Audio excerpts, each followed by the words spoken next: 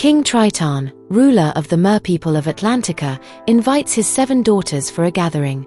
Upon their arrival, he meets only 6 of them. His youngest daughter Ariel is not among them. King Triton summons Sebastian, his advisor, and sends him to fetch her. In another scene, Ariel is accompanied by Flounder, who urges her to return to the palace as they have ventured too far from it. Ariel, captivated by the human world and its artifacts that have fallen into the ocean from ships, ignores her and continues collecting and studying these items. While collecting human artifacts, a shark suddenly appears and charges at them, but they manage to escape unharmed. They then encounter Scuttle, and Ariel asks him about the purpose of one of her new human possessions. Shortly after, Sebastian arrives, reminding Ariel of her meeting with her father and urging her to return to the palace. When Ariel meets with her father, King Triton, he learns from Flounder that she visited the shipwreck, causing him to become furious. He had previously forbidden all merfolk from swimming to the surface or interacting with humans after Ariel's mother was killed by a human. Triton warns Ariel to abandon her obsession with humans. Upset, Ariel leaves angrily. While singing and contemplating what it feels like to be human, Ariel notices fireworks above the ocean and swims to the surface for a closer look. She discovers they are coming from a ship filled with humans celebrating.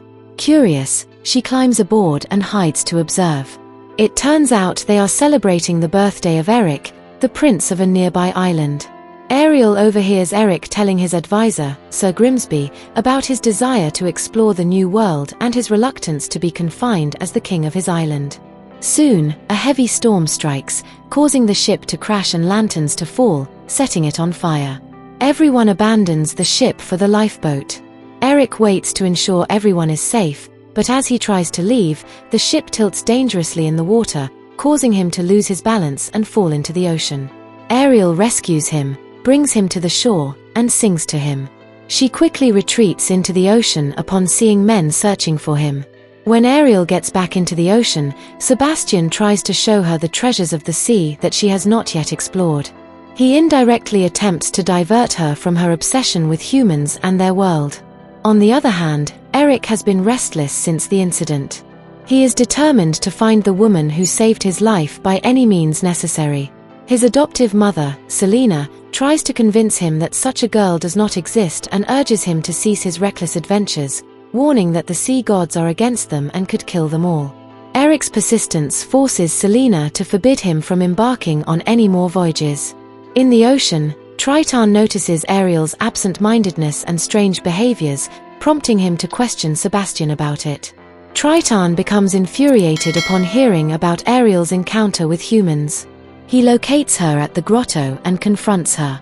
Ariel attempts to persuade him that not all humans are bad, but Triton disagrees.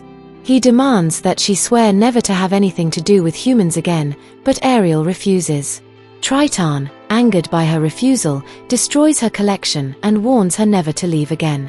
While crying over her destroyed collection, Ariel's aunt, Ursula the Sea Witch, appears and offers her help. Ursula strikes a deal with Ariel. She will transform her into a human for 3 days, during which Ariel must receive a true love's kiss from the prince to remain human permanently. However, if she fails, she will revert to being Ursula's mermaid servant. Additionally, to become human, Ariel will lose her tail, ability to breathe underwater, and her singing voice. Ariel accepts the deal. During the transformation, Ursula asks her to sing and takes her voice.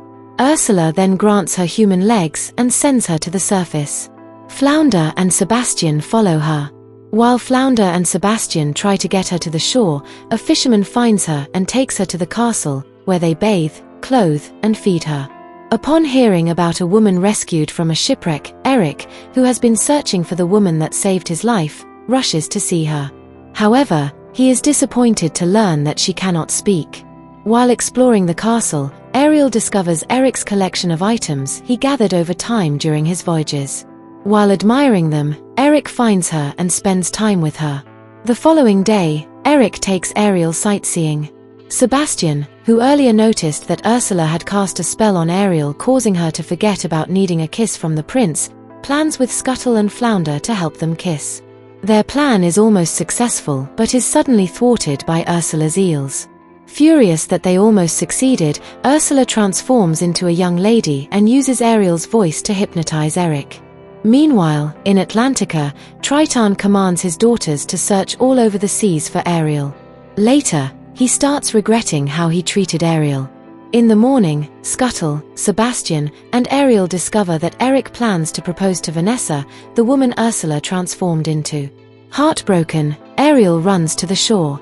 While Sebastian, Scuttle, and Flounder search for her, Scuttle hears Ariel's voice and follows it to Vanessa's room. There, he sees through a mirror that Vanessa is actually Ursula. Scuttle quickly flies to Ariel and informs her that Vanessa is the Sea Witch. Ariel immediately rushes to the engagement party, pulls the shell from Vanessa's neck, and smashes it on the ground. Ariel regains her voice, and the spell on Eric is broken. Unfortunately, before Ariel and Eric can kiss, the sun sets, and the 3-day ultimatum expires. Ariel transforms back into a mermaid, and the Sea Witch Ursula drags her back into the ocean. While taking her to her lair, Triton confronts Ursula and tries to free his daughter, but the deal she made with her is sealed with blood and thus unbreakable. Triton hands over the trident to Ursula as she requested, and Ursula's eels turn him into dust while Ariel watches in tears. Ariel confronts Ursula, prompting her to attempt to harm her. Just then, Eric shows up, causing a distraction. Ursula turns towards him and tries to strike him with the trident, but Ariel intervenes, redirecting the trident and causing Ursula to inadvertently kill her eels. This infuriates Ursula, who uses the trident to grow larger and summon a heavy storm against Ariel and Eric. Ariel manages to get onto a floating ship and pierces Ursula with its broken mast, killing her. Ariel goes for the trident that fell from Ursula's hand. As she approaches it, the trident hits the bottom before she can reach it, and her father surprisingly comes back to life. Ariel picks up the trident and hands it over to Triton, thanking him for sacrificing himself for her. Triton, in turn, expresses gratitude to Ariel for fighting to restore his life. Ariel then points out that Eric also played a role in saving him, but Triton appears indifferent, which disappoints Ariel.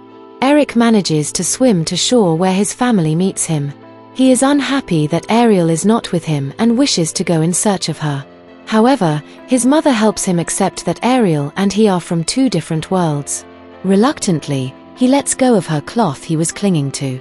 Triton, seeing his daughter is always sad, uses his trident to turn her into a human, and she reunites with Eric. The two get married. With the blessings of both their parents and the support of their people from both worlds, they travel to start a new life. Please show us some love, like, comment, and subscribe to our channel. It's a small click for you, but it means a lot to us. Thank you for watching. Hope to see you in our next video.